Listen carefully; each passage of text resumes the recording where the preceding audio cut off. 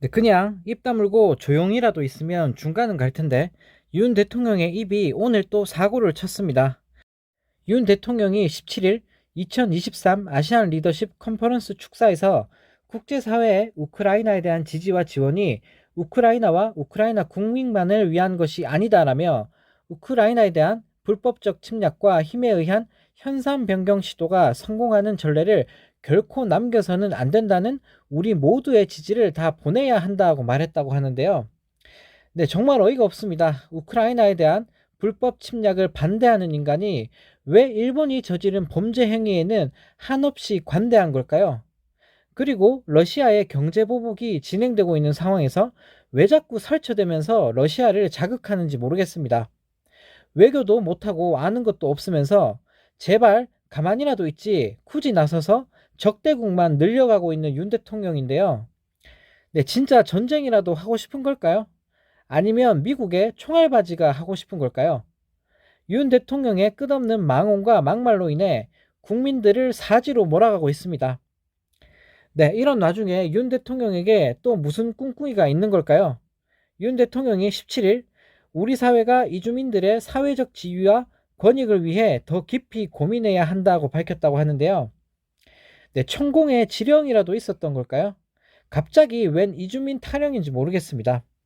윤 대통령은 우리 사회 인식이 아직 제대로 바뀌지 않고 있다라며 이주민 역시도 사회 인식 변화를 끌어내는 데 필요한 구성원의 역할에 제한이 있다 보니 노력이 부족하거나 기회가 없었다. 국제사회 어디에 내놓더라도 부끄럽지 않은 글로벌 중추 국가로서 역할과 위상에 부합하는 정책을 갖고 있어야 한다고 밝혔다고 하는데요. 그러면서 이주민 통합과 관련한 최종 정책 제안을 다음 달까지 제시할 계획이라고 합니다. 네, 만약에 문재인 정부나 민주당에서 저런 말을 꺼냈으면 조선족 들여오고 범죄자들 들여온다면서 생 난리를 쳤을 텐데요. 하지만 윤 대통령과 국진당이 저런 말을 하면 언론은 입 다물고 조용하기 바쁩니다.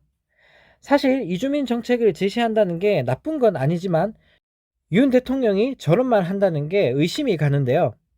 외국인들 들여와서 임금 적게 주고 기업에서 부려 먹으려고 그러는 건 아닐지 참 걱정이 드는 상황입니다.